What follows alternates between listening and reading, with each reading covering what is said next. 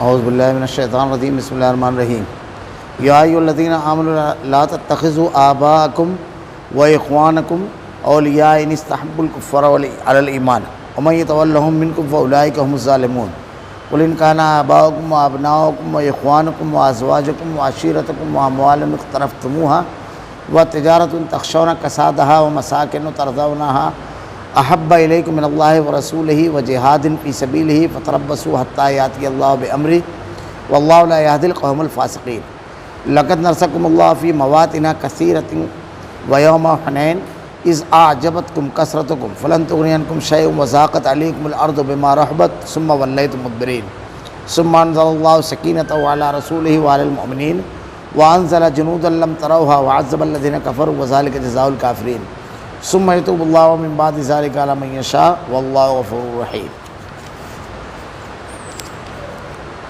اے ایمان والو، اپنے باپوں کو اور اپنے بھائیوں کو دوست تو نہ بناؤ اگر وہ کفر کو ایمان سے عزیز رکھیں۔ تم میں سے جو بھی ان سے محبت رکھے گا تو وہی ظالم ہے۔ آپ کہہ دیجئے کہ اگر تمہارے باپ، تمہارے بیٹے، تمہارے بھائی، تمہاری بیویاں، تمہارے کنبے قبیلے اور تمہارے کمائے ہوئے مال، وہ تجارت جس کی کمی سے تم ڈرتے ہو، اور وہ حویلیاں جنہیں تم پسند کرتے ہو، اگر یہ ساری چیزیں تمہیں اللہ اور اس کے رسول سے اور اس کی راہ میں جہاد کرنے سے عزیز ہیں تو تم اللہ کے حکم سے عذاب کے آنے کا انتظار کرو۔ اللہ فاسقوں کو ہدایت نہیں دیتا۔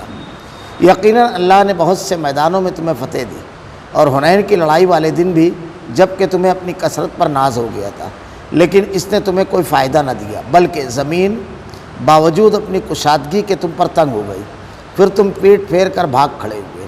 پھر اللہ نے اپنی طرف سے تسکین اپنے نبی پر اور مومنوں پر اتاری، اور اپنے وہ لشکر بھیجے جنہیں تم دیکھ نہیں رہے تھے، اور کافروں کو پوری سزا دی، اور ان کفار کا یہی بدلہ تھا۔ پھر اس کے بعد بھی اللہ تعالیٰ جس پر چاہے گا توجہ فرمائے گا، اور اللہ ہی بخشش وہ مہربانی کرنے والا ہے۔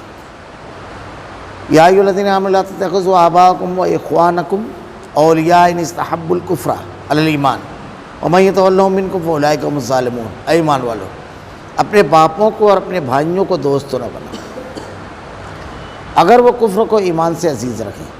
تم میں سے جو بھی ان سے محبت رکھے گا وہی ظالم ہوگا۔ یہ اس سے پہلے بھی اس مضمون کو بیان کیا گیا، یعنی موالات، دوستی، تعلقات کی حدود کیا ہے، شریعت نے متعین کیا ہے۔ اگر ہمارا اپنا قریبی رشتہ دار، اور قریبی رشتے میں سب سے زیادہ قریبی رشتہ وہ ہوتا ہے جو خون سے متعلق ہوتا ہے، اللہ نے اسی کی طرف اشارہ کیا، اپنے باپوں کو اور بھائیوں کو دوست نہ بنا۔ کیوں؟ اگر وہ کفر کو ایمان سے عزیز رکھے، یہ چیز اگر ان کے اندر ہے، کفر کو اگر وہ ایمان سے زیادہ عزیز رکھتے ہیں تو ان کو دوست نہیں بنانا ہے، پھر تمام تعلقات کو بالائے طاق رکھ دینا ہے، کیونکہ ان کا معاملہ عقیدے اور دین سے متعلق ہو گیا ہے، اور رشتوں کا جو معاملہ ہے ان رشتوں کو نبھانا ضرور ہے، لیکن عقیدے اور منہج کو قربان کر کے نہیں۔ جیسے اللہ تعالیٰ نے ارشاد فرمایا ہے والدین کے بارے میں کہ ان کو اف بھی نہ کہو، لیکن وضاحت کر دی وَإِن جَاهَدَاكَ عَلَىٰ أَن تُشْرِكَ مَا لَيْسَ لَكَ بِهِ عِلْمٌ فَلَا تُطِعْهُمَا وَصَاحِبْهُمَا فِي الدُّنْيَا مَعْرُوفًا۔ دنیا کے معاملے میں تو ان کی بات مانو، لیکن اگر وہ شرک کے بارے میں کہیں وَإِن جَاهَدَاكَ عَلَىٰ أَن تُشْرِكَ مَا لَيْسَ لَكَ بِهِ عِلْمٌ، تو پھر ہرگز ان کی بات نہیں ماننا ہے۔ اگر وہ معصیت کی بات کہیں، اللہ کی نازل کردہ شریعت کے خلاف کوئی بات کہے، کوئی قرآن کی آیت یا حدیث کے خلاف کوئی بات کہے، تو پھر ان کی بات نہیں ماننا ہے۔ تعلقات کی حدود کا تعین اللہ تعالیٰ نے کر دیا ہے۔ اگر وہ کفر کو ایمان سے عزیز رکھیں تو تم میں سے جو بھی ان سے محبت رکھے گا وہی ظالم ہوگا۔ کیوں؟ کہ دوسری حدیثوں میں بھی اس کی وضاحت کی گئی ہے، گناہ اور برائی کو دیکھو تو اس کو ختم کرنے کے لیے جو تین چیزیں بیان کی گئی ہے، ہاتھ سے، زبان سے اور دل میں برا جاننا۔ اب ایک آدمی کفر پر مصر ہے اور کفر آپ سے کروانا چاہتے ہیں، اور اس کے لیے آپ کے دل میں محبت ہو، وہی اخوت ہو، وہی تعلقات ہو، تو اللہ تعالیٰ نے کہا من حبت اللہ کے نبی نے کہا من حبت خردل، پھر اس کے بعد ایمان کا کوئی حصہ نہیں ہے۔ تو یہ ضروری چیز اللہ تعالیٰ نے اس کی وضاحت فرما دی۔ محبت اور نفرت، تعلقات کا پیمانہ اور حدود کیا ہونا چاہیے۔ قل ان کان آباؤکم، آپ کہہ دیجیے اگر تمہارے باپ وَأَبْنَاؤُكُمْ وَإِخْوَانُكُمْ وَأَزْوَاجُكُمْ، تمہارے بیٹے، تمہارے بھائی اور تمہاری بیویاں.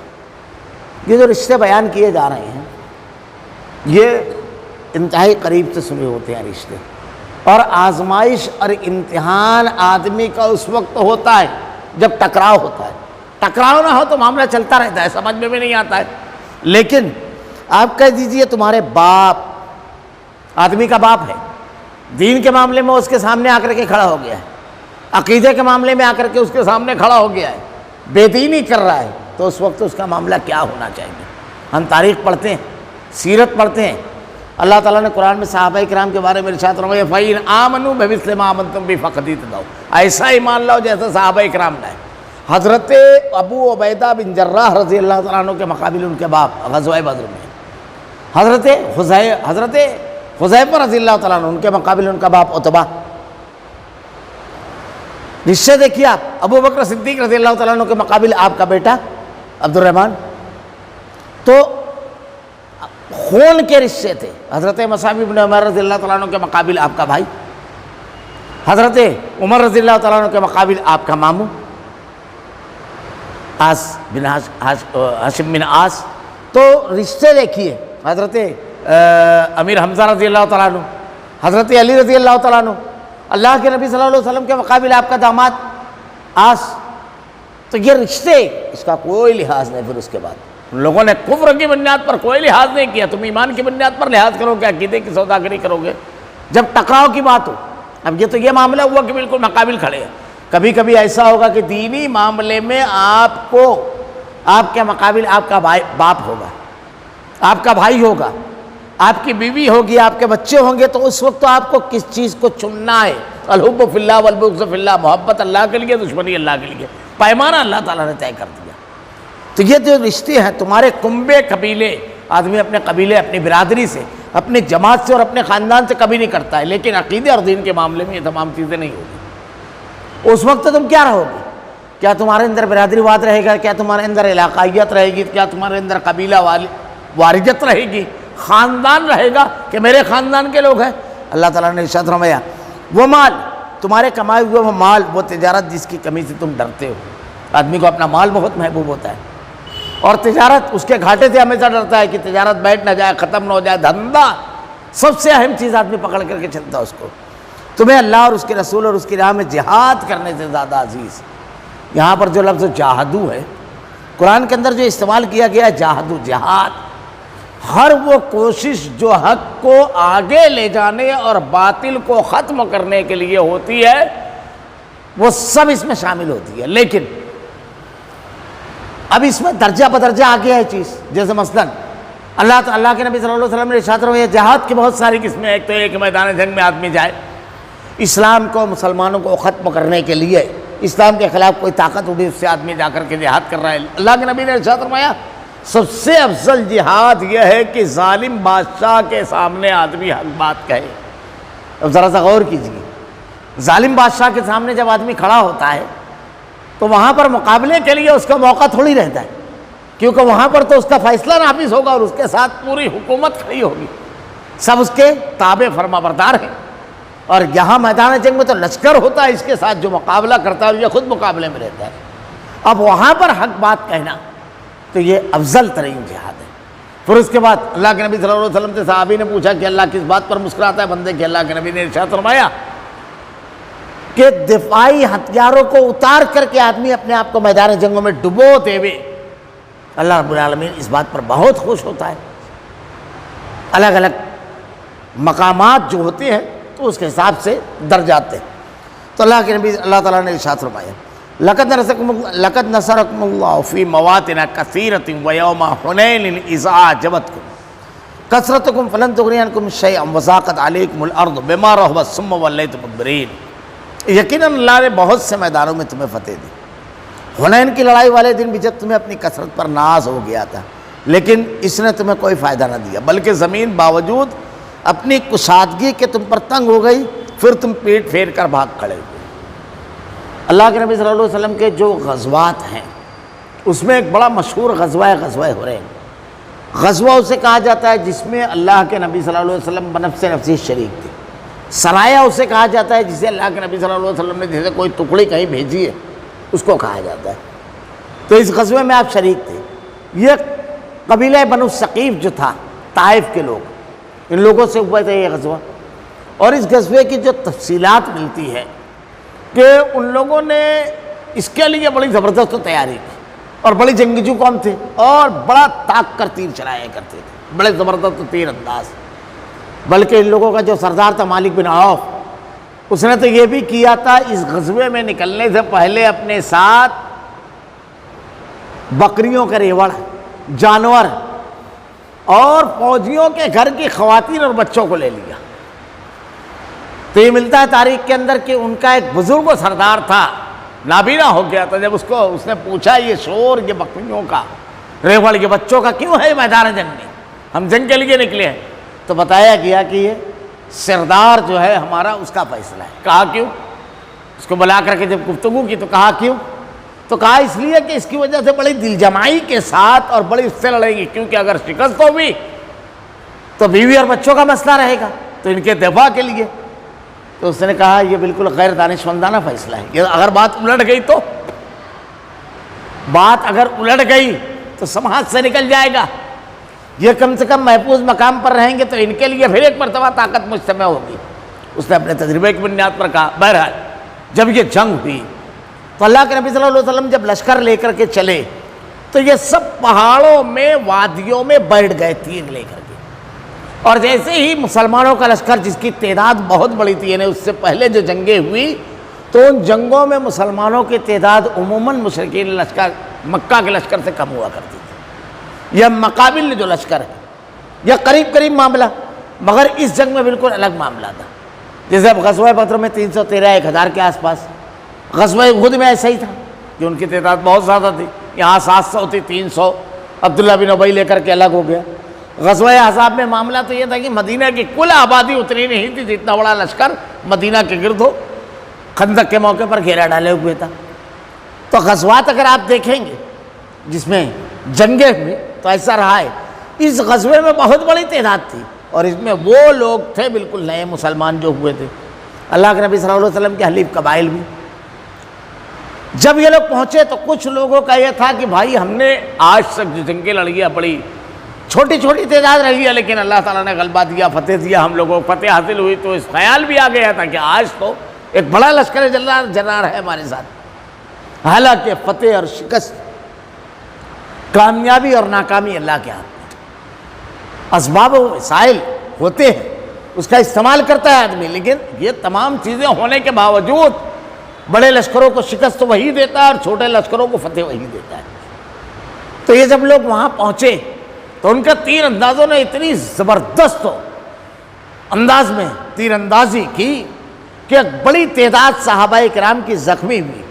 تاریخی روایتوں میں ملتا ہے کہ حضرت خالد ابن ولید رضی اللہ تعالیٰ عنہ، آپ کو تیر لگا، آپ گر کر بے ہوش ہو گئے، گھوڑے سے بے ہوش ہو گئے، اور بڑی تعداد جو تھی ان کے قدم اکھڑ گئے۔ اللہ کے نبی صلی اللہ علیہ وسلم کے ساتھ میدان میں بکھری ہوئی حالت میں بہت کم لوگ رہ گئے۔ اللہ کے نبی صلی اللہ علیہ وسلم نے اسی وقت حضرت عباس رضی اللہ تعالیٰ عنہ کی آواز بڑی بلند تھی تو ان کو کہا کہ آواز لگاؤ۔ انہوں نے آواز لگایا، صحابہ کرام پلٹے اور پلٹ کر کے وہاں پہنچے۔ وہیں اللہ کے نبی نے کہا تھا نبی لا کذب انا ابن عبد المطلب، سنو میں نبی ہوں جو کوئی جھوٹا نہیں اور میں عبد المطلب کی اولاد ہوں۔ جب یہ لوگ پہنچے تو اللہ نے اسی کو نقشے کو پیش کیا ہے کہ باوجود حنین والے دن جب کہ تمہیں اپنی کثرت پر ناز ہو گیا تھا، لیکن اس نے تمہیں کوئی فائدہ نہ دیا، کثرت نے کوئی فائدہ نہیں دیا۔ ہماری تعداد اہمیت کی حامل نہیں ہے، اللہ سے ہمارا تعلق کس نوعیت کا ہے یہ اہمیت کی حامل چیز ہے۔ اور اس کے بعد یہ تمام چیزیں بھی ہے کہ جنگ کی تیاری ہونا چاہیے، جنگ کے لیے جو لوازمات ہیں وہ ہونا چاہیے، ورنہ اگر تعداد کم بھی رہی اور تیاریاں رہی اور ہمارا تعلق اللہ سے رہا تو کم من فئۃ قلیلۃ غلبت فئۃ کثیرۃ باذن اللہ۔ بارہ ایسا ہوا کہ ایک چھوٹے گروہ کو اللہ نے ایک بڑے گروہ پر فضیلت دی اور غلبہ دیا۔ حضرت عمر رضی اللہ تعالیٰ عنہ کا واقعہ بڑا مشہور ہے، تاریخی خط اسے کہا جاتا ہے کہ جب حضرت ابو عبیدہ بن جراح رضی اللہ تعالیٰ عنہ نے ان کو خط لکھا روم سے کہ ہمارا مقابلہ جن لوگوں سے ان کی تعداد بہت زیادہ ہے. ہم اپنے مرکز سے حضرت غالباً عمرو بن عاص رضی اللہ تعالیٰ نے کہا ہم مرکز سے بڑے دور ہیں, ہماری مدد کی جائے. آپ نے بڑا زبردست سے جواب دیا, میں جانتا ہوں کہ آپ مرکز سے دور ہے, رزدوں کی کمی ہے, ہتھیار کی قلت ہے, افراد کم ہے, علاقہ نیا ہے, ساری چیزیں جانتا ہوں, لیکن یہ میرے لیے بڑا مسئلہ نہیں ہے. اس وقت تو بڑا مسئلہ ہے جب تمہارا تعلق اللہ سے کمزور ہو جائے, پھر تو اسباب جس کے پاس زیادہ رہیں گے فتح اس کی ہوگی, اور اگر تمہارا تعلق اللہ سے مضبوط رہا تو اللہ تعالیٰ کا وعدہ ہے کہ اللہ رب العالمین اہل ایمان کی مدد فرمائے گا. اس تعلق کو مضبوط رکھیے. یہاں اللہ تعالیٰ نے کہا کہ کوئی فائدہ نہ دیا, بلکہ زمین باوجود اپنی کشادگی کے تم پر تنگ ہو گئی اور تم پیٹ پھیر کر بھاگ کھڑے ہوئے. ایک بڑی تعداد کے ساتھ ایسا ہوا. اس کے بعد پھر اللہ نے اپنی طرف سے تسکین اپنے نبی اور مومنوں پر اتاری. اہل ایمان جو میدان سے ہٹ گئے تھے, اللہ نے مومنوں پر ثم انزل اللہ سکینتہ علی رسولہ وعلی المؤمنین,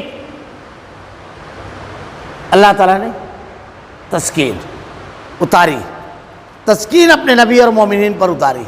سب سے پہلی چیز میں نے اس سے پہلے غزوہ بدر کا جو تذکرہ آیا وہاں پر بھی یہ چیز کہا ہوں کہ اللہ تعالیٰ کی مدد کئی حیثیت سے بدر کے میدان میں آئی.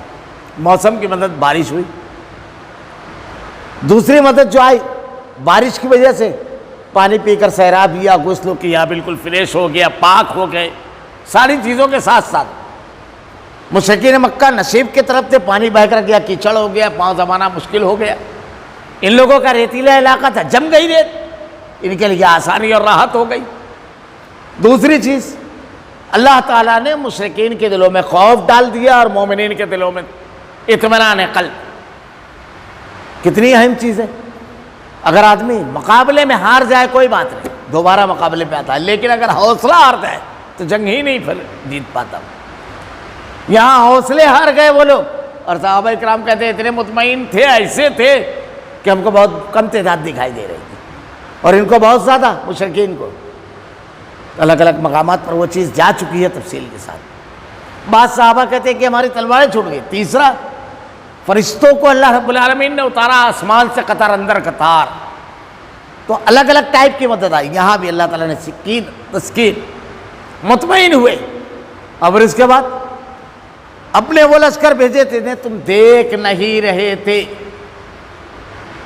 فرشتوں کو اتارا, اور اللہ کے بے شمار لشکر ہیں اللہ رب العالمین نے, اور کافروں کو پوری سزا دی, اور ان کفار کا یہی بدلہ ہے. ایک خیال آیا تھا, اس کی بنیاد پر یہ بھی ہوا کہ آزمائش سے تم جو چار ہوئے کہ اللہ رب العالمین کی مدد کے بغیر کچھ نہیں ہوتا ہے. اور اس کے بعد اللہ کی جب مدد آئی تو اللہ رب العالمین نے اہل ایمان کو, رسول کو, اللہ کے دین کو ختم کرنے کے لیے اپنی قوت کا استعمال کرنے والوں کو کیفر کردار تک کے پہنچایا. پھر اس کے بعد بھی اللہ جس پر چاہے گا توجہ فرمائے گا. اللہ ہی بخشش, وہ مہربانی والا ہے. سارا اختیار اللہ رب العالمین کے ہاتھ میں. اللہ رب العالمین جس کو چاہے گا بخش دے گا, جس پر چاہے گا توجہ فرمائے گا. شرطیں وغیرہ اس کی بھی پیش کی گئی ہے مختلف مقامات پر. تو اہم چیز اس میں یہ ہے کہ اللہ کی طرف بندہ رجوع ہو. اگر خونی رشتے بھی مقابل ہیں تو اس کے سامنے کھڑا ہو جائے, اور بہت زیادہ آپ کے پاس وسائل بھی ہے اور اللہ سے تعلق کمزور ہے, تو وسائل کی بنیاد پر نہیں بلکہ اللہ کی رضا اور خوشنودی اور فیصلہ اللہ کا حکیم ہوتا ہے. تو اہل ایمان اللہ کی طرف رجوع کرنے والے. اللہ کے نبی صلی اللہ علیہ وسلم کی سیرت ہم پڑھتے ہیں غزوہ بدر میں, صحابہ کرام کو جب لے کر آئے تو ساری چیزیں کرنے کے بعد آپ نے کیا کیا, میدان جنگ میں پہنچ کر دعا کی, اے اللہ یہ ہے میرا کل لشکر, کل ساتھی, اگر یہ ختم ہو گئے تو پھر قیامت تک کوئی تیرا نام لینے والا نہیں رہے گا. پھر دعا کی اللہ تعالیٰ سے, تو اللہ سے تعلق, اللہ کے اوپر توکل اور اللہ رب العالمین کی مدد ہی سے آدمی کامیاب ہوتا ہے. اور اللہ تعالیٰ نے کہا ہے کہ تم اللہ کی مدد کرو, اللہ تمہاری مدد. اللہ کی مدد یہ ہے کہ اس کے دین پر عمل کیا جائے, اس کو لوگوں تک پہنچایا جائے, اس کے دین کی بنیاد پر رشتے, محبت, تعلقات, تمام چیزیں قائم کی جائے. اسی کے دین کی بنیاد پر یہ اگر رہے گا تو آدمی کامیاب ہوگا. اللہ رب العالمین سے دعا ہے کہ رب العالمین دین کے جو ضابطے تو نے بیان فرمائے, رب العالمین انہی ضابطوں کے مطابق اپنی زندگی گزارنے کی توفیق دے. ہر وقت تیرے احکامات پر عمل کرنے، تمام محبتوں کو، تیری محبت تمام محبتوں پر غالب کر دے رب العالمین۔ سب سے بڑھ کر تیری محبت رب العالمین، الہ العالمین تیرے کلام کی آیتیں اور تیرے نبی کی حدیث کو ہمارا کردار و عمل بنا دے، ہمارا خاتمہ ایمان پر فرما، ربنا لا تزغ قلوبنا بعد إذ هديتنا وهب لنا من لدنك رحمة إنك أنت الوهاب، سبحانك اللهم وبحمدك أشهد أن لا إله إلا أنت أستغفرك وأتوب إليك۔